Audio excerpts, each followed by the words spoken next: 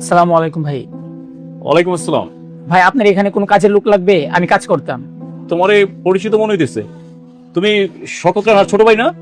জি ভাই। তুমি আমার চিনছো? না ভাই, আমি আপনাকে চিনি নাই। তুমি আমার চিনবা না, তুমি তো মনে হয় 6 মাস হয়েছে গ্রাম থেকে আসছো না? জি ভাইয়া। তোমার ভাই কিন্তু আমার খুব ক্লোজ একজন বন্ধু। আচ্ছা যাই হোক, কি সমস্যা, কাজ করতেছো কেন? না ভাই, আমার মেস ভাড়া, পড়াশোনার খরচ সব মিলায়া আমার একটা কাজের প্রয়োজন। মেসে থাকো কেন? মেসে থাকো কেন? তুমি না তোমার ভাইয়ের সাথে থাকো, তোমার ভাই তোমাকে পড়াশোনা করে। জি ভাই ছিলাম, আজকে 3 দিন হলো সেখান থেকে চলে আসছি। কেন চলে আসছো? না ভাই, আসলে আমি আসি নাই, সত্যি বলতে ভাই আমাকে ঘর থেকে বের করে দিছে। বের করে দিচ্ছে কেন?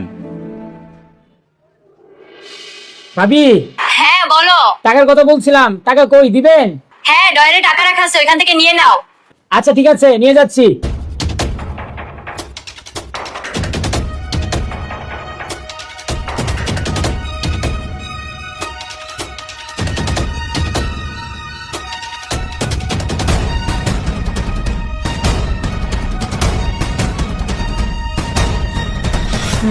এটা একটা সুযোগ। এবার এমন ফাঁসামো না তোরে, তোর ভাই তোর ঘর থেকেই বাই করে দিবে। তারা কি ব্যাপার, এখানে তো টাকা রাখছিলাম, টাকা গেল কোথায়? নীলিমা, এদিকে আসো তো একটু। কি হয়েছে, রাখছো কেন? আরে এখানে যে কালকে টাকা রাখলাম, টাকা গেছে কোথায়?